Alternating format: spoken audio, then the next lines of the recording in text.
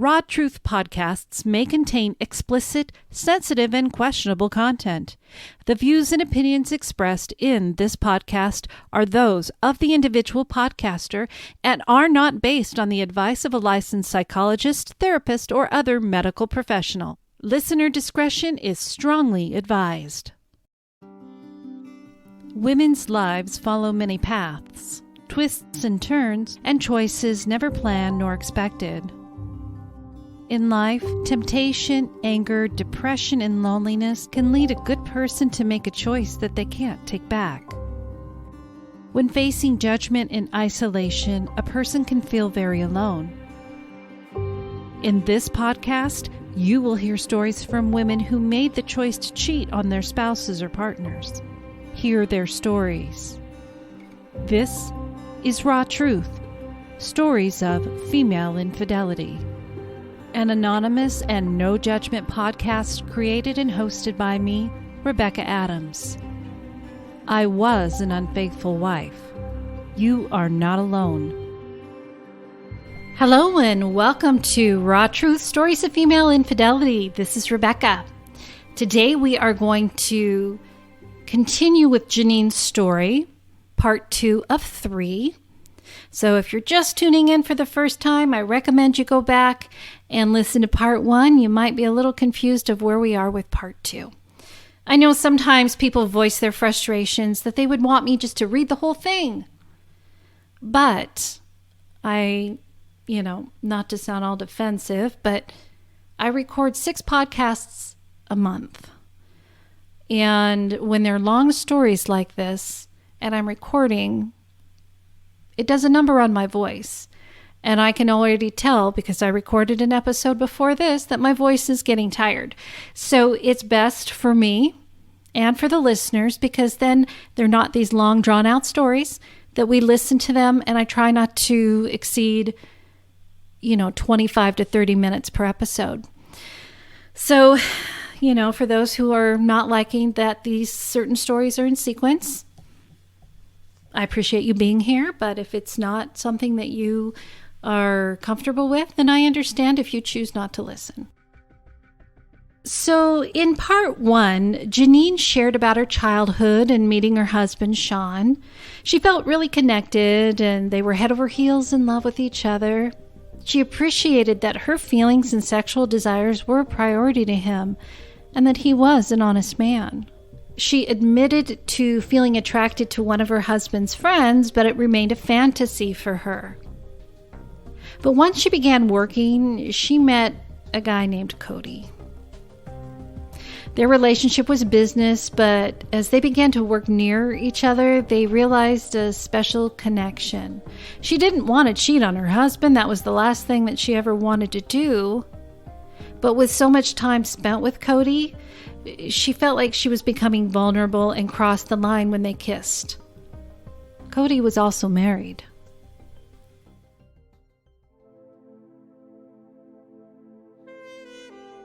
After Cody left, my feelings were mixed between sadness and relief.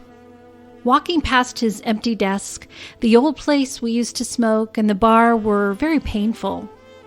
Of course, I could not confide in any of my close work friends. They had no idea about the huge hole in my heart. No one at work ever knew what happened between us. I felt much lighter going into the office, knowing, though, that I had nothing to hide. I was determined to rebuild myself and focus on achieving higher results in my career. Cody and I kept in touch through social media and texting during the day. In his physical absence, our sexual relationship grew. He always wanted me to take sexy pictures and then send to him. This kind of stuff did not happen before he moved. Despite our strong feelings, we never did more than make out at the bar or feel each other up quickly. We both took public transportation into work, so there was nowhere for us to spend long amounts of time without the fear of getting caught. Our first sexting date was unbelievable. Sean was out for the night, leaving me alone with my phone. I was on fire by the end of the call. He said things to me no one had, and that had made me burst into huge orgasms that carried over until the next morning. I thought people like him were a myth. The next few months, we sexted frequently and sent pictures daily. I loved expressing my sexual side to him. He wasn't afraid of anything I wanted. He ate up whatever I served him. He loved knowing that he was getting me off. His ultimate fantasy was to watch me come. An opportunity arose for me to chaperone a daycare trip an hour from where he had moved. We worked out the logistics to meet for the afternoon. He drove us to a small campground where we set up a tent with pillows and blankets. Within moments, our clothes were off. The afternoon was spent exploring every part of each other. I loved the way his naked body felt against mine. We gave each other several orgasms, orally and manually. I had never been so overwhelmed with passion. Prior to our meeting, he joked that I should bring one of my sex toys that I used for our calls. I didn't tell him that I had brought it along. I was too embarrassed and didn't want to look crazy. While we were smoking after I thought we were done, I pulled it out of my purse and then laughed and said, "I guess I don't need this." His eyes lit up, and then he demanded I go back into the tent and get ready for him. He held me down with his body and then used the toy on me in a way I had never experienced. It hurt at first, the way he was forcefully going at me, and I almost told him to stop because I didn't think I would come again, but then something in me shifted. The pain gave way to pleasure, his body pinning me to the ground while his face hovered right over mine. I had nowhere to go and no time to feel self-conscious. The floodgates opened, giving me an orgasm that made me leave my body. Waves of pleasure crashed over me for what seemed like hours. I'm sure the entire state heard me screaming. Afterwards, we laid quietly listening to the hum of nature around us. We were both covered in each other's fluids and sweat. He held me close, marveling at my desire to give and receive pleasure. I felt transformed by the experience. I walked out of the tent as if I were a queen. The drive home was quiet. I knew it couldn't work out, but I didn't want to let go. The pain hurt so much, yet I loved it. The pain was a constant reminder of his love and what my potential could be if I was courageous enough to claim it. The sex with Sean was never bad, but I had no idea that my body was able to climax so many times.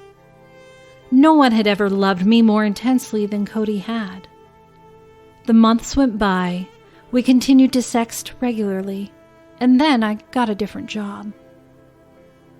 I had lunch with a former coworker before I started my new gig. She and I loved to gossip about the crazy people in the office. Cody's name came up during our conversation. I played dumb like I didn't know much about him, and wow, did she ever spill the tea. She talked about his many conquests during their time they had traveled together for work.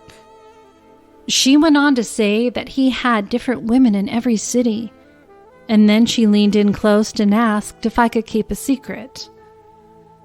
By now, my blood was cold, and I couldn't imagine what my face looked like.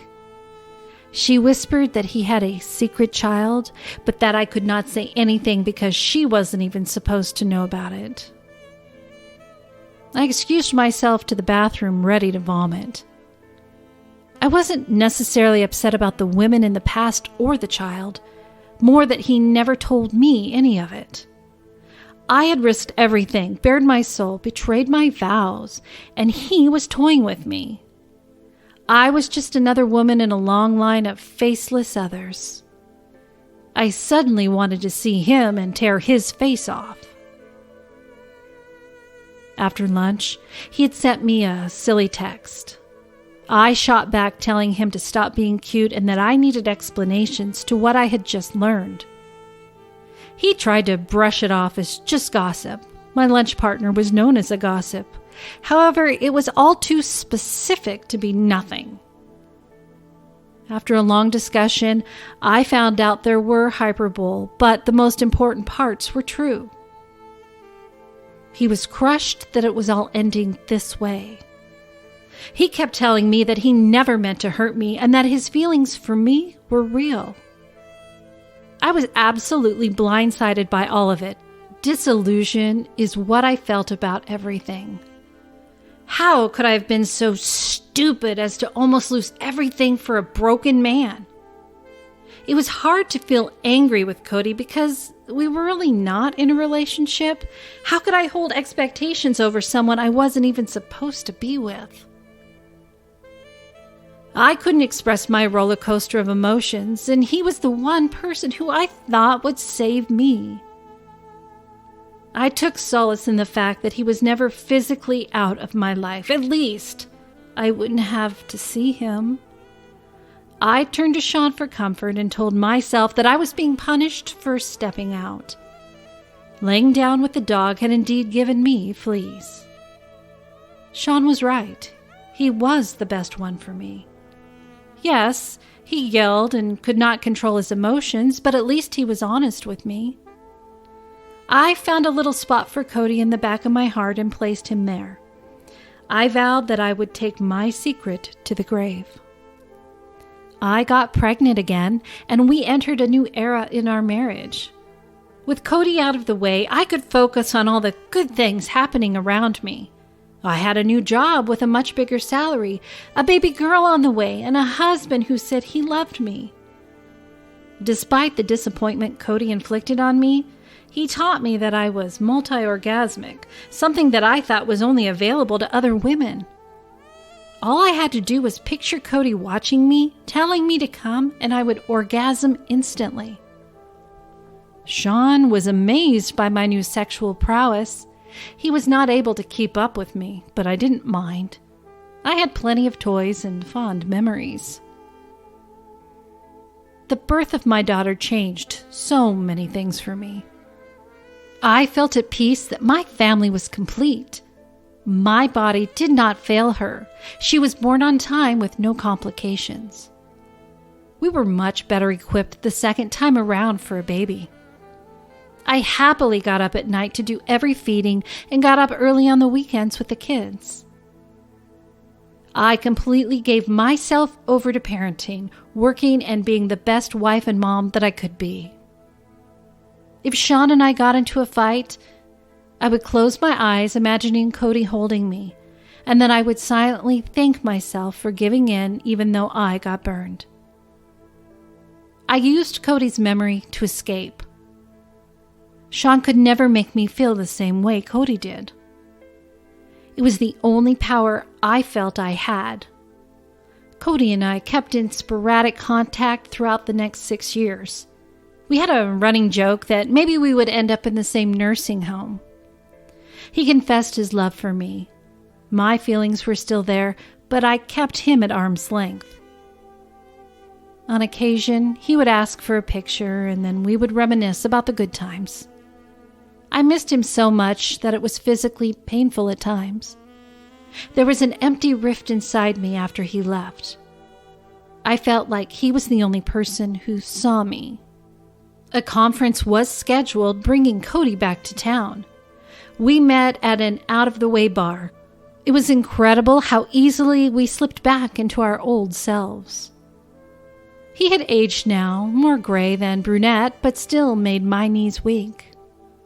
I kept my distance because I had promised myself in the car that I wasn't going to let him charm my pants off. At this point, things were still relatively good at home, and I was not going to make it easy for Cody to saunter back into my space. We wandered around the area, then slipped into a small bistro for tapas. In an instant, he was pressed against my side in the curved booth.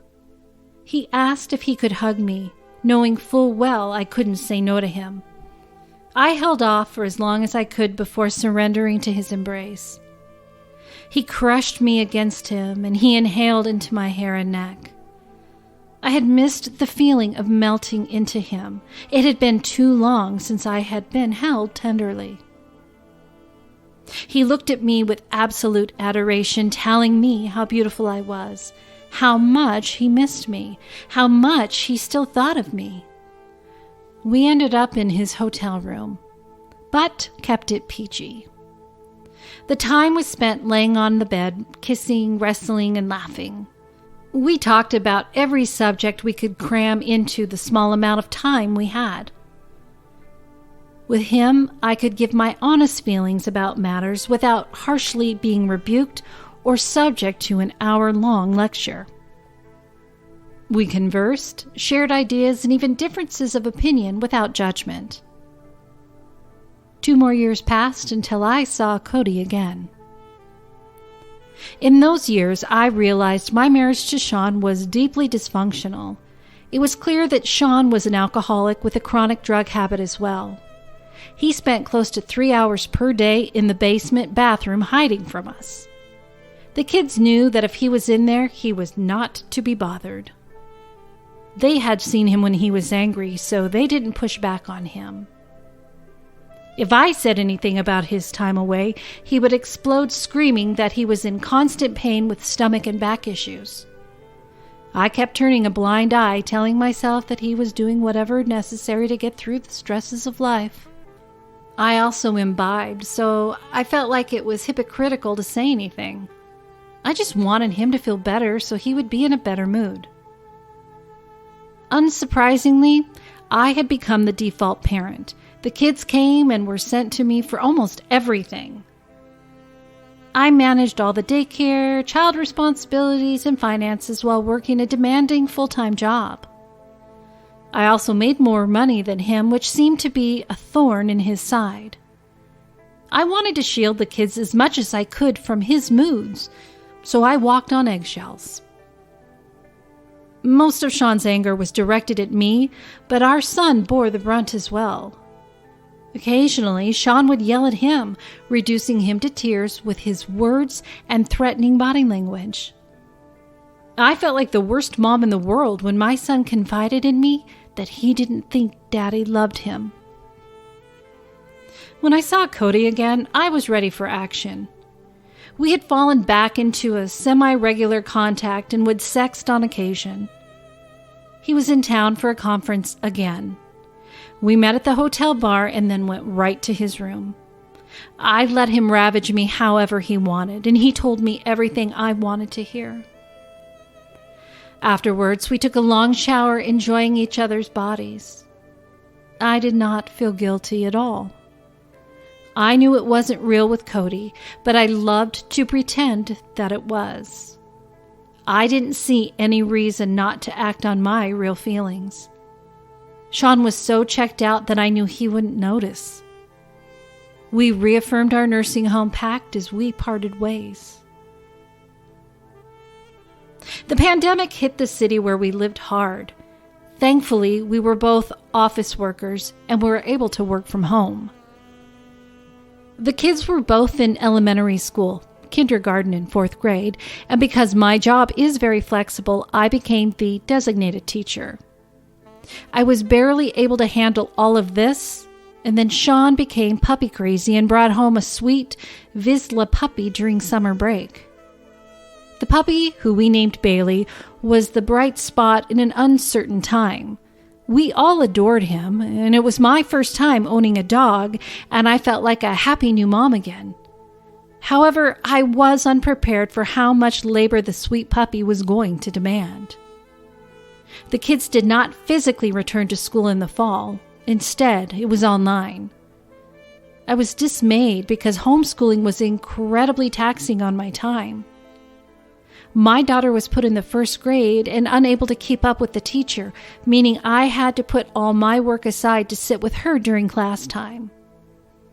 My son was in 5th grade and could keep up, but still needed my help. In addition, Bailey needed to run often and loved eating and destroying everything in sight.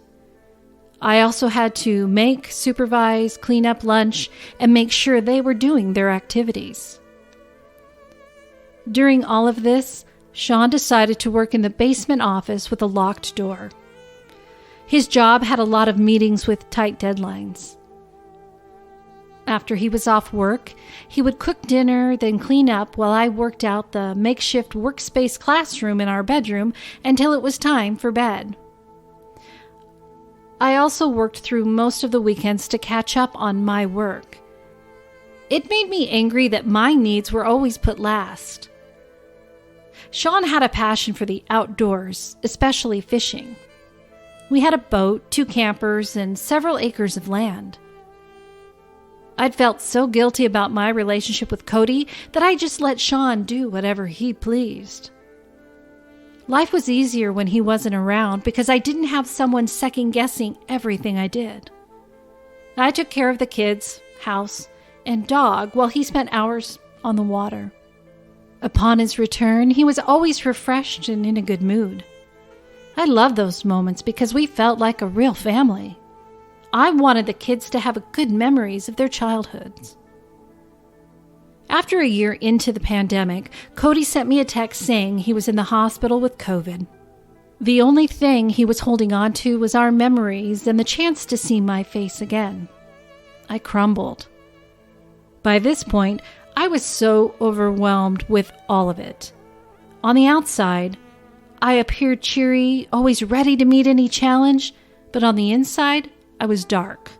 I felt resentful of the time Sean had to work and enjoy hobbies while I was still homeschooling, working full-time, and now caring for a hyperactive, untrained dog that I didn't want.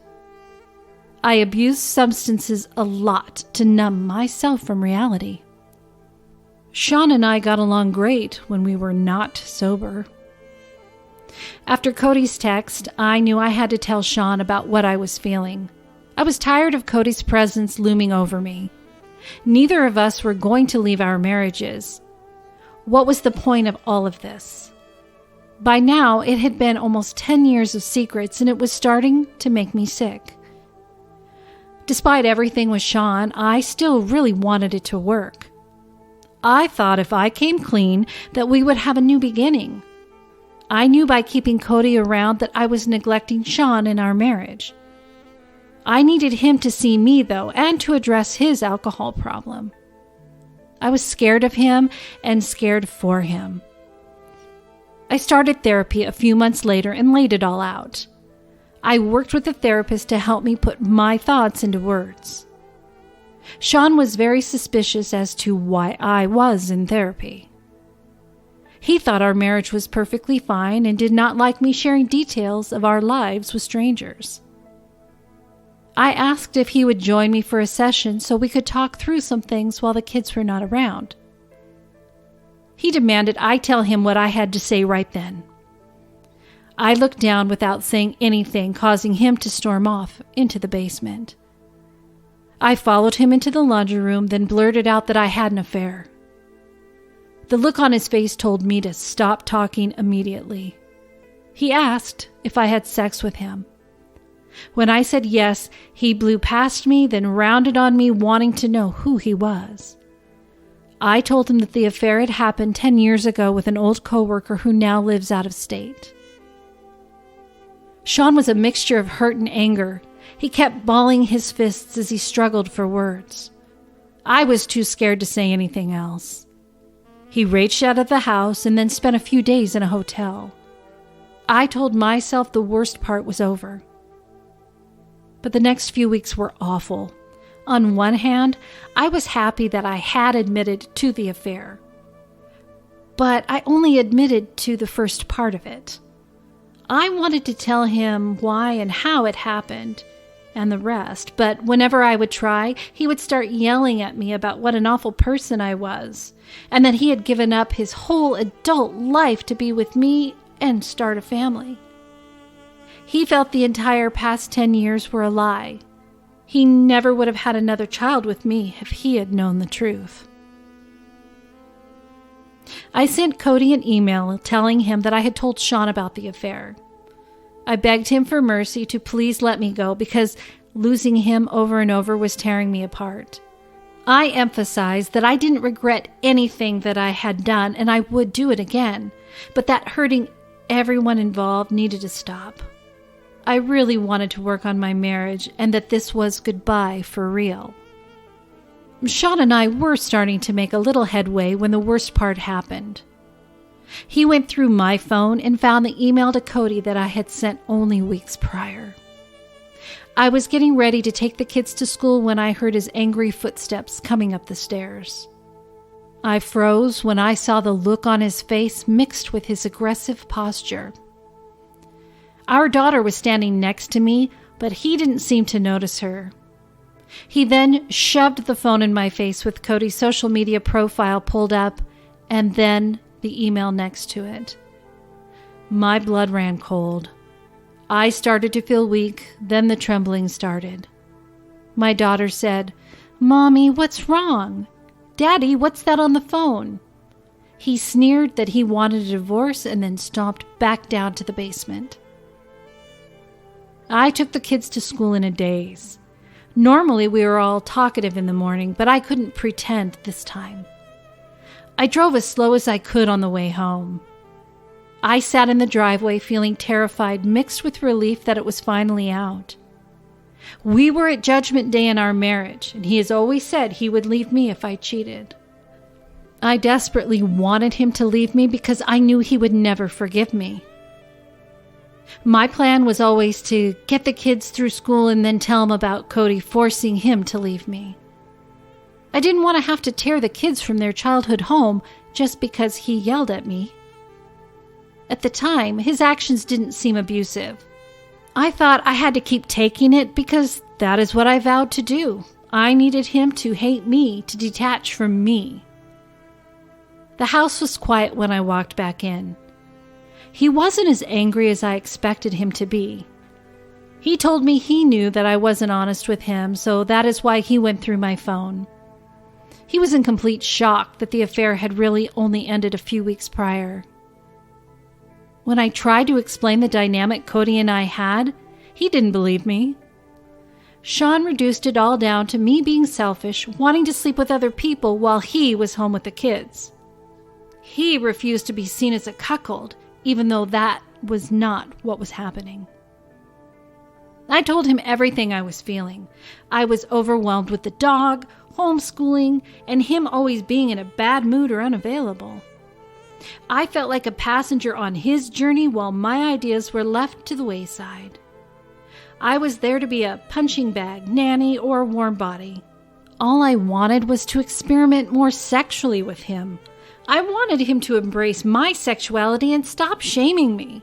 I was tired of having to suppress myself for my supposed best friend.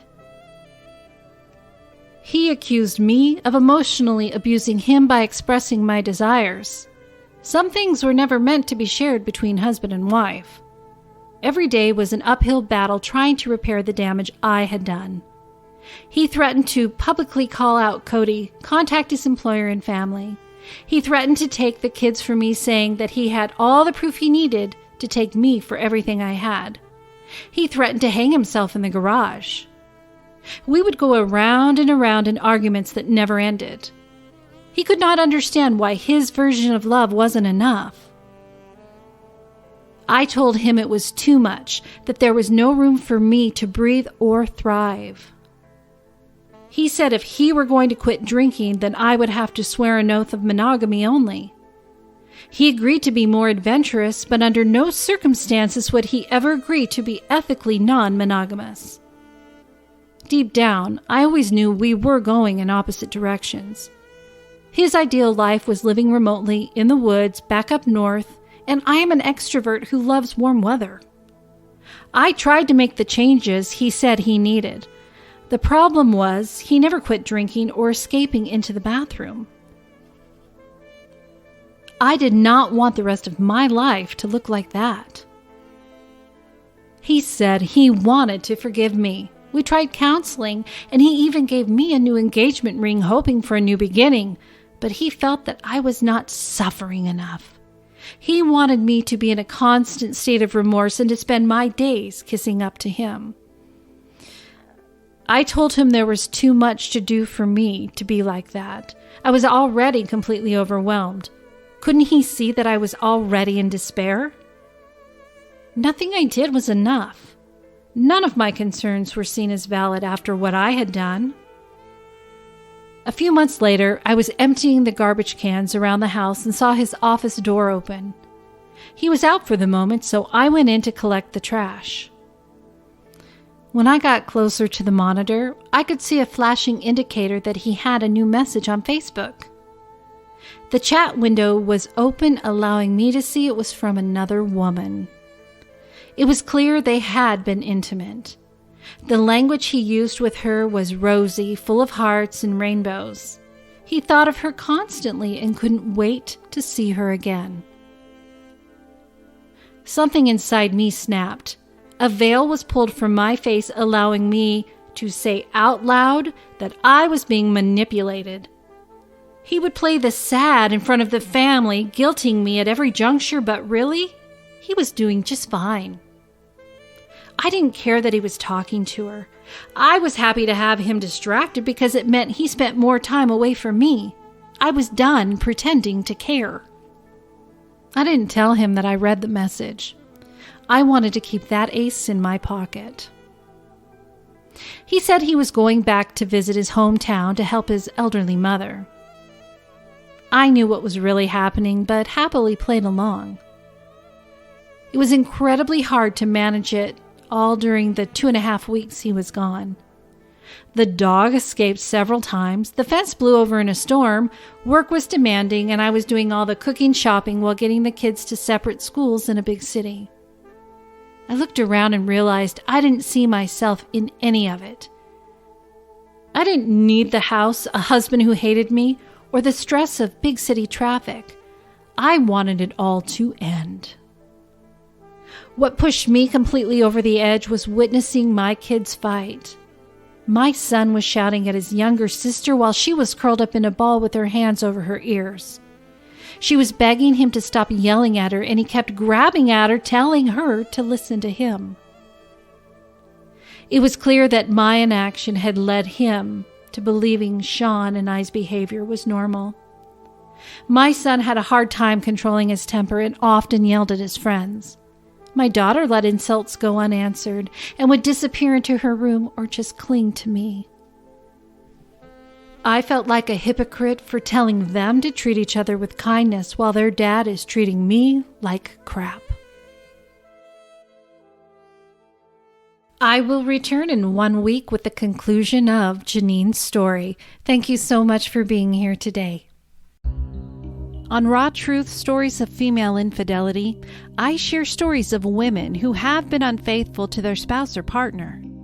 I give them a safe space to be able to explain what happened and why they chose the direction of infidelity. But I also feel it is just as important to understand what the betrayed husband or partner faced when he uncovered the truth. The other guys that I had been stationed with complained about their wives going out dancing with their friends. They were sure that their wives were cheating, but had no proof. When I came back home, I noticed that my wife didn't come to bed until after midnight. Several times, she was just coming to bed as I was getting up for work at 4 a.m. She always said that she had lost track of time while watching TV. When I found out about her infidelity, I moved out. To hear exclusive stories of the men's discovery of female infidelity in their relationship, have early access to regular episodes ad-free, and more extras, subscribe to my Patreon by visiting my website, rawtruthstoriesoffemaileinfidelity.com. Subscription pledges start as low as only $4 a month. You have been listening to Raw Truth Stories of Female Infidelity. Your support of Raw Truth podcasts is truly appreciated. When you visit the website rawtruthstoriesoffemaileinfidelity.com, you will find the story guides to help form your story, where you can subscribe to Patreon for exclusive episodes, and to vote for the podcast to be in the Hot 50 Countdown for Podcast Magazine. If you haven't already, be sure to subscribe to my other podcast, Let's Ponder with Rebecca Adams, where taboo topics are discussed. To submit your female infidelity story, share feedback, or have general questions about the show, please email rebecca.rawtruth@gmail.com.